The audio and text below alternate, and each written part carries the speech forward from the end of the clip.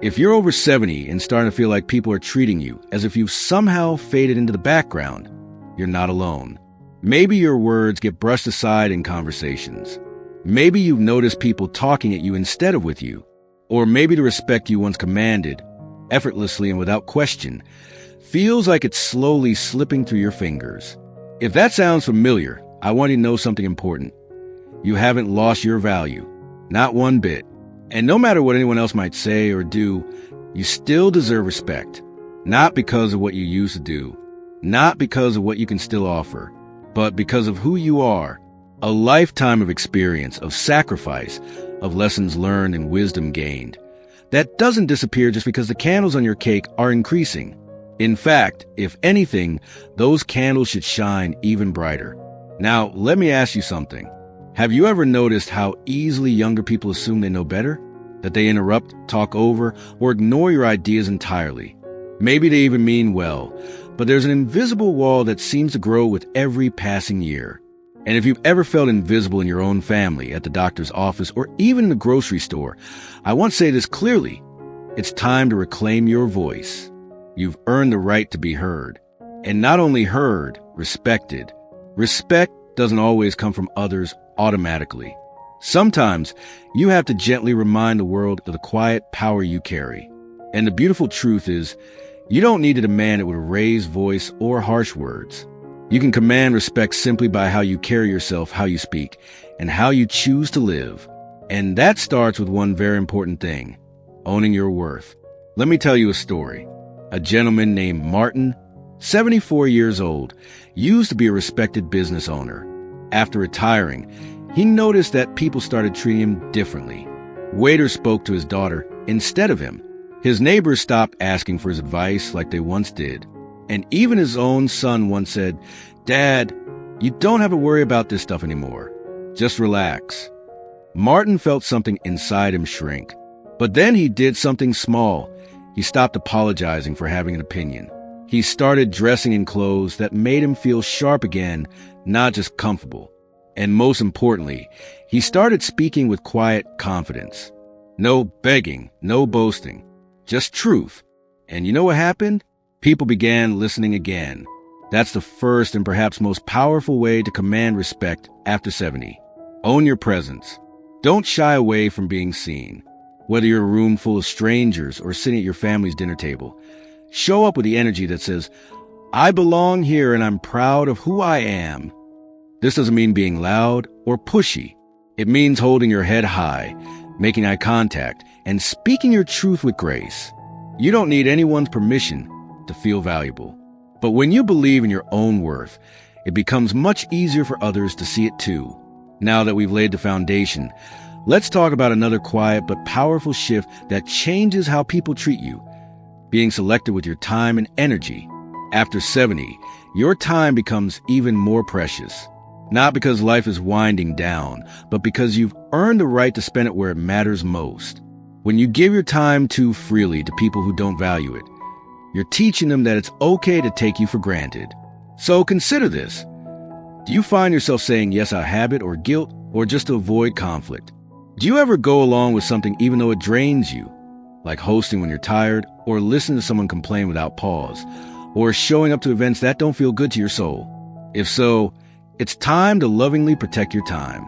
Start saying no, kindly but firmly, not in anger, not with excuses, just with quiet clarity. "I'd rather not," or "I'll have to pass this time." That's all it takes.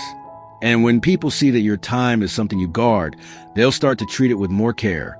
I remember a woman named Teresa, 72, who used to say yes to every favor, every ride request, every last-minute babysitting emergency. She told herself she was just being helpful, but deep down, she felt used. One day, after realizing she hadn't had a peaceful afternoon in weeks, she stopped. She made a simple rule. If it doesn't bring me peace or joy, I'm allowed to say no. The shift was amazing. Her grown children started calling before asking for help. Friends stopped assuming she was always available. But more than that, she started feeling powerful again. Not pushy, not cold, just respected. So ask yourself gently, where's your energy going? Who gets your attention, and do they deserve it? Being selective isn't selfish. It's a quiet act of self-respect. And the more you practice it, the more others will learn how to treat you. When you carry yourself with dignity and guard your time like it matters, because it does, people will feel that. They'll pause before speaking over you. They'll notice when you enter a room. And not because you demanded it, but because you reminded them, without saying a word, that you still matter. And believe me, you do. Let's keep building from here. Because once you start honoring yourself in these ways, something inside you begins to glow again. A quiet light that no one can ignore. Wonderful. Let's keep going. Now that we started tapping into your quiet strength and reclaiming your time, let's take a deeper look at another powerful shift. How you communicate your value without ever raising your voice. Have you ever noticed how some people can walk into a room and instantly command attention? Not because they talk the loudest, but because they carry a kind of calm certainty? That kind of presence doesn't come from trying to impress anyone. It comes from knowing who you are. At this stage in life, you've likely lived through loss, love, triumph, and challenge. That lived experience is gold. But too often, older adults start to question themselves. Maybe people around you say things like, "That's outdated thinking," or "You wouldn't understand." Those little comments can chip away at your confidence over time, especially if they come from people you love. But here's the truth. Your perspective matters. In fact, it might be exactly what someone needs to hear, but they won't realize it unless you speak it clearly and calmly. I met a gentleman once. His name was Carl. He was quiet, kind, and thoughtful. At 78, he had the wisdom of someone who had spent a lifetime building things, not just houses, but relationships, community, trust. And yet his grandkids barely listened to him. His adult children interrupted him at every turn. One day, he decided to stop trying to jump into conversations that moved too fast. Instead, he waited. He made eye contact.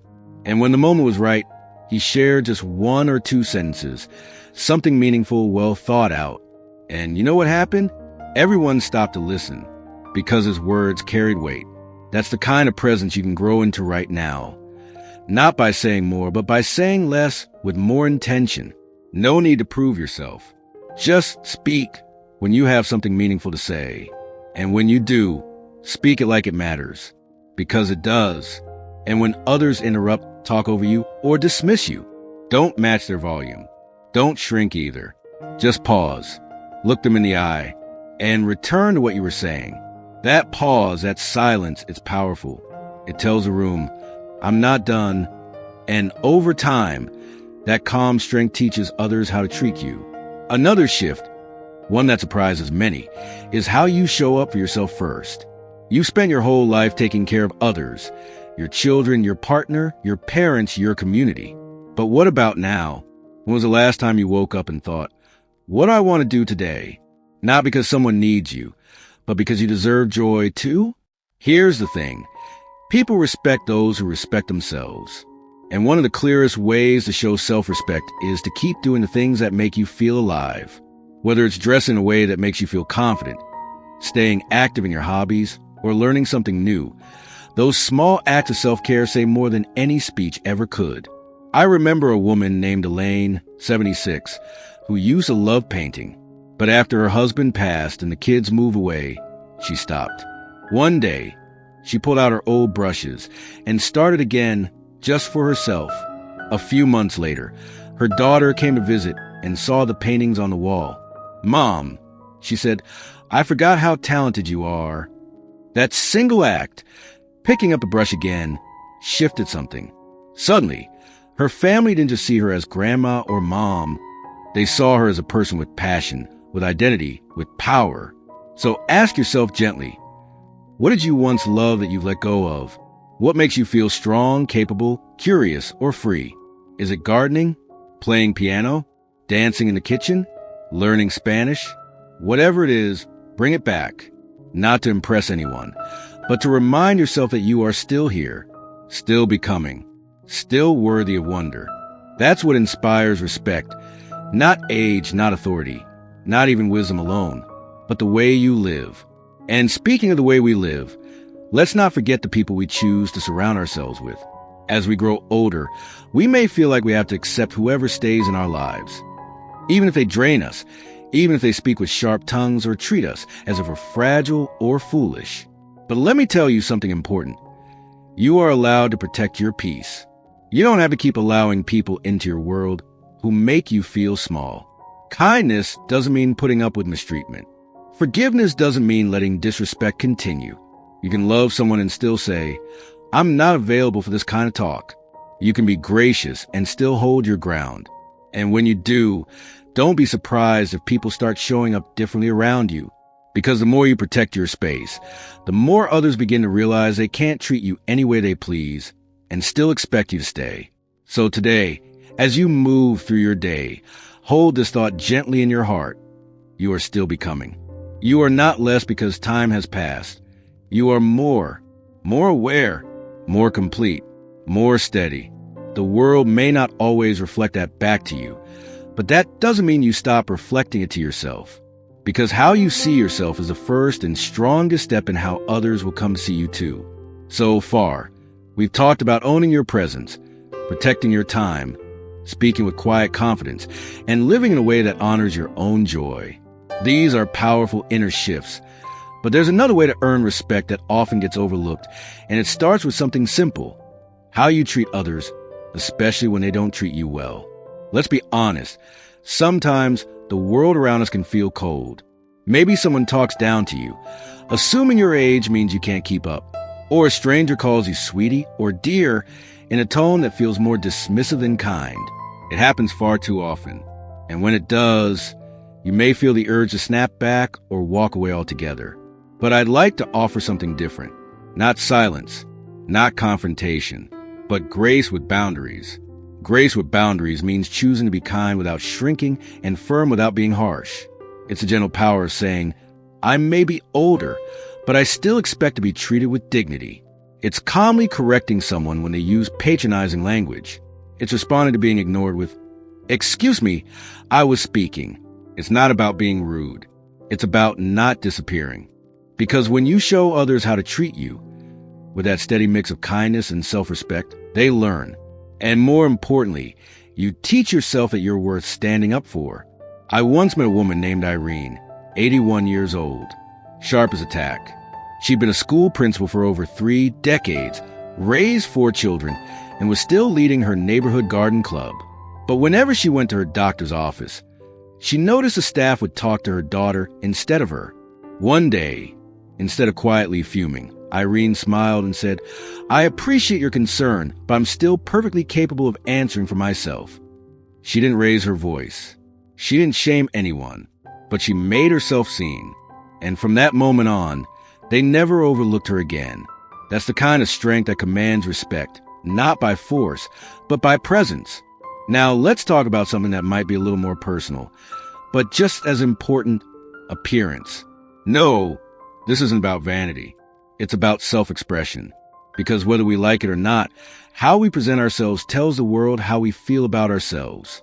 Have you ever noticed how putting on a fresh shirt, brushing your hair just right, or adding a touch of your favorite cologne or lipstick can instantly shift how you feel inside? It's not about impressing anyone. It's about stepping into your day saying, I care enough about myself to show up fully. One gentleman I know, Harold, age 79, puts on his best hat and polished shoes just to take a stroll around the block. "It reminds me that I still matter," he said. "I don't dress for others. I dress for me." And there's something powerful in that, because when you carry yourself with care, people notice. And more importantly, you notice. Think about it. If you were meeting an old friend for the first time in years, wouldn't you want to feel good in your own skin? That feeling is worth holding on to every day. Not just for special occasions.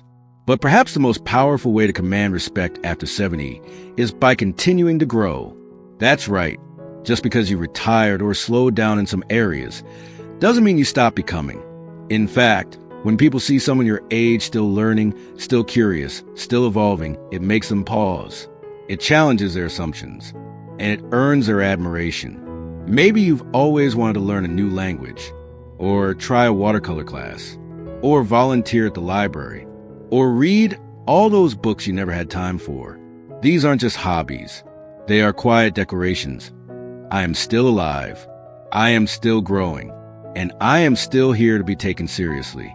I know a man named Leonard who took up playing the piano at 82. He told me, I may never be a master, but every time I sit down to play, I feel proud of myself. And that's what matters. That quiet pride, that joy of learning something new, it sends a signal, not just to others, but to yourself, that your best days aren't just behind you. They're still unfolding. And if someone asks, why are you starting that now? You can simply smile and say, because I still can. That simple sentence carries so much power. It says, I haven't given up on myself, and neither should you.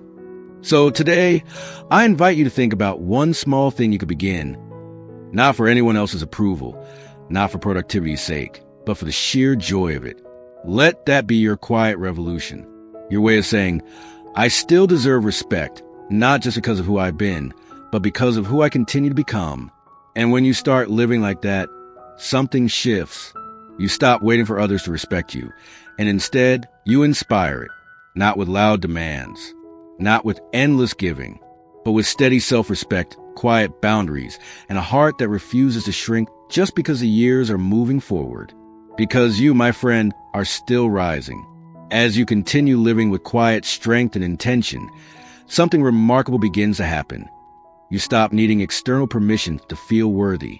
And when that shift settles in, it becomes much harder for others to overlook you. That's because the strongest kind of respect doesn't come from demanding attention. It comes from embodying self-assurance in the way you walk, speak, think, and most importantly, the way you allow others to treat you. But let's not pretend it's always easy. Sometimes the people closest to you, your children, your neighbors, even old friends, may not change right away. They might still interrupt you mid-sentence or leave you out of decisions. And when that happens, you may feel hurt or frustrated or tempted to retreat quietly into the background. But this is where another powerful piece comes in: consistency, not perfection, not always having the right words. Just showing up each day as someone who respects themselves deeply and refuses to play small for anyone. Think about the trees you see every season. They don't shout. They don't change overnight. They just stand, strong, growing quietly year after year, and no one questions their worth. You can be like that too, a steady force of calm dignity, no matter how loud the world around you gets.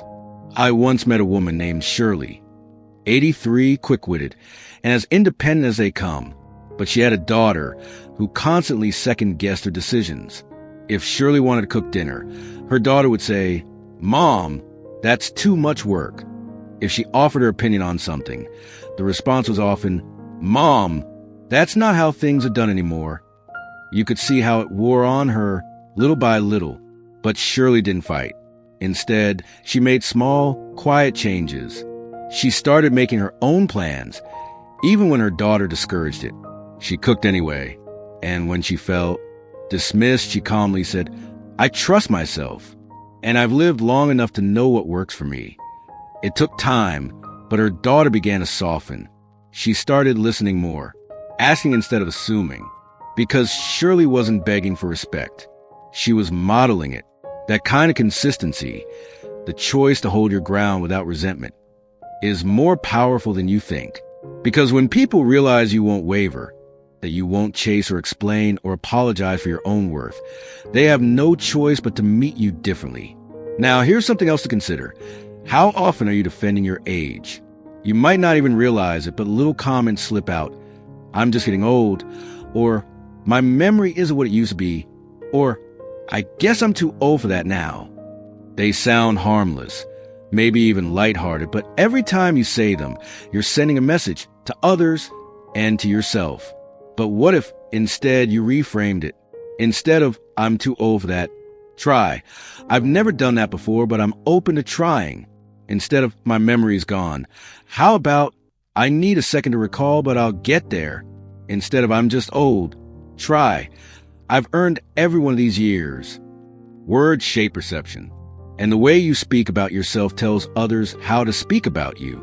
So be mindful, not just how they talk to you, but how you talk about yourself when they're around. Speak with pride, with humor, with that special kind of strength that says, age is a badge, not a burden. I remember a man named Leo, 76, who used to make jokes about getting forgetful until one day his grandson started calling him Old Man Leo and laughing every time he misplaced something. That joke had to start somewhere, and Leo realized he'd accidentally taught them to treat his age like a punchline. So he stopped. The jokes ended. He started saying things like, that one's not coming to me right now, but I've got a million others. Or, let me share a trick I learned 50 years ago. And suddenly, his age wasn't a joke. It was the anchor. And here's something that ties all of this together. Choose to show up as someone whose story isn't over. Too many people start living like their life is behind them after 70. But you're not done yet. Not even close. Every day you wake up, you have the chance to add a new chapter, a new idea, a new connection, a new experience. People respect those who are still writing their story, not clinging to the past, but building from it. And when they see that spark in you, that quiet fire that says, I'm still here and I'm still becoming, they'll feel it and they'll respect it. That could mean joining a club, mentoring someone younger, taking better care of your health, even just starting each morning with a question like, what do I want to feel proud of today?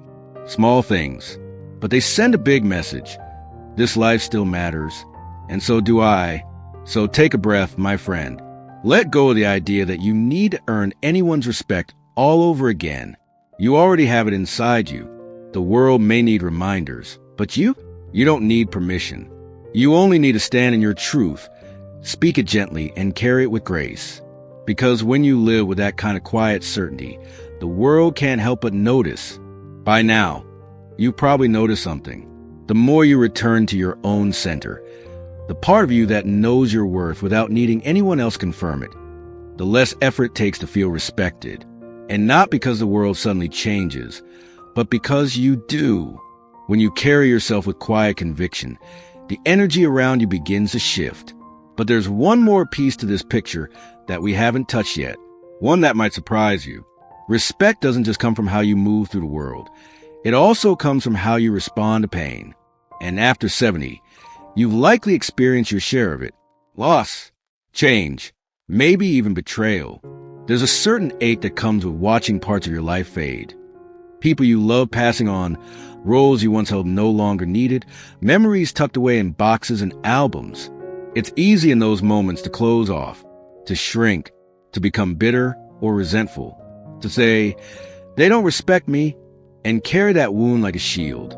But here's the thing. True respect grows deeper when people see that you've been through hard things and still lead with kindness. That doesn't mean letting people walk all over you. It means choosing not to let pain make you smaller. It means responding to life with courage instead of complaint, grace instead of grudges. That kind of resilience, it draws people in. It reminds them that strength isn't always loud or flashy. Sometimes it's quiet. Sometimes it's just a choice to get up, dress with care, and show up fully again and again. I knew a man named Albert, 81, widowed, quiet, soft-spoken. After his wife passed, people assumed he'd disappear from social life. But a few months later, he started hosting Sunday breakfast at his home. Nothing fancy, just coffee, eggs, and good conversation. He said, I needed something to look forward to. That small act pulled his family closer. Neighbors started coming. And slowly, the respect they had for him grew. Not because he gave a big speech or demanded attention, but because he chose connection over bitterness. He reminded people what it means to keep your heart open, even when it hurts. And that's something not enough people talk about. After 70, your power often lies in your ability to inspire by example. You may not be the loudest voice in the room anymore, but you have the potential to be the wisest, the one who listens first, speaks last, and still gets heard. So ask yourself, what are you modeling right now? Are you modeling self-respect, patience, boundaries, curiosity? You don't have to preach these things. Just live them. Because younger generations are always watching, whether they realize it or not. And when they see you living with dignity and clarity, it teaches them how to grow old with honor too. That's part of your legacy, not just what you've done, but how you live now. And let's not forget this. You're allowed to remind people when they cross a line. If someone speaks to you as if you're incapable, you can respond with, "I appreciate your help, but I'm still very capable of making this decision." If someone cuts you off in conversation, say, "Please let me finish. What I have to say matters." And if you ever feel yourself hesitating to speak up, remember this simple truth. You don't need to earn your place. You already have it. Because being over 70 isn't a decline. It's a season of refinement. You've let go of things that don't matter. You've made peace with mistakes. You've learned the value of silence, the power of presence, and the freedom of no longer needing to prove yourself. So if someone tries to question your relevance, let them, and then gently, gracefully, show them exactly who you are by the way you hold your ground, by the way you speak truth without fear, by the way you carry wisdom in your walk and kindness in your tone. You don't need a platform. You are the platform, built from decades of living, loving, learning, and choosing again and again to stay rooted in your truth. And yes, the world moves fast. And yes, sometimes it forgets to pause and honor those who paved the way. But that doesn't mean you let it rush past you. It means you slow down, stand firm, and remind the world that time has only made you more valuable, not less. So keep walking into rooms with your head held high. Keep asking good questions. Keep doing things your own way, not to rebel, but to remind people that life doesn't end at 70. It deepens. Because there's nothing more powerful than a person who's seen the world, weathered its storms, and still chooses to show up with strength, compassion, and quiet authority. You deserve respect, not because you demand it, but because you embody it. So here we are, walking side by side through the years, through the lessons, through the quiet truths that too many people forget once they grow older. But not you. You've made it this far for a reason. Not by chance, not by accident, but because you have lived with purpose. Even when it wasn't always clear to you, you've earned every wrinkle, every silver hair, every story stitched into the corners of your smile. And that alone is reason enough to be treated with respect. But more than being respected by others, what matters most is how you treat yourself. Because once you start carrying yourself with quiet dignity, people respond. Once you start showing up for yourself again, not out of duty, but out of love, the world starts to reflect that back to you. And there's one more piece I want to offer you before we close this conversation. One last way to command respect. One that has nothing to do with words or appearance or even how you carry yourself. It's this. Stand tall in your values. At this stage in life, your values, what you believe in, what you hold dear, are more than just opinions. They are your compass. When you stay true to what matters to you, when you live in alignment with your beliefs without needing anyone else's approval, people take notice. Whether it's your honesty, your faith, your patience, your generosity, your loyalty to loved ones, these are not small things. They are your legacy. And when you live them fully, you set an example that others can't help but admire.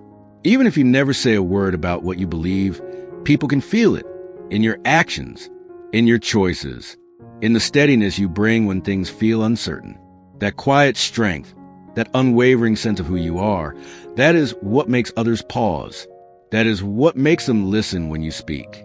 That is what makes them treat you with the respect you deserve. And maybe the most beautiful part, you don't need to convince anyone. You don't need to argue or defend. You just live it, day by day, choice by choice. And now, my friend, let me say this clearly with all the warmth of my heart. You are still so needed, not for what you do or what you used to do, but for who you are. The world needs your voice, your calm, your humor, your steadiness, your wisdom, your kindness. It needs your stories, your grace, your stubborn streak, your compassion, your experience. Please don't fade into the background. Please don't quiet yourself to make space for others. You spent a lifetime giving. Now, let this chapter be about becoming. Becoming even more rooted, more self-assured, more alive than you've ever been. Because the truth is, age doesn't lessen your worth. It deepens it. And so, as you step into your days, may you do so with your head held high. May you take up space without apology. May you speak with calm confidence and surround yourself with people who honor your light. And may you never forget, You deserve to be treated with care, with dignity, with warmth, and with full-hearted respect. Not someday. Now. And if something in this message has stirred something inside you, if a part of you feels seen or remembered or reawakened, I'd love to hear about it. What part of your wisdom are you proud of? What boundary have you learned to protect? What joy are you rediscovering? Leave a comment if you'd like. Let's remind each other that this stage of life is not the end of the story. It's the moment we start living with deeper freedom, greater clarity, and more meaningful connection than ever before. And if you found this video comforting, encouraging, or helpful, feel free to gently tap the like button and subscribe for more messages made especially for hearts like yours. Here's to standing tall, to speaking gently, to living wisely. Here's to living your truest life, 1 year, 1 day, 1 breath at a time, because you deserve nothing less.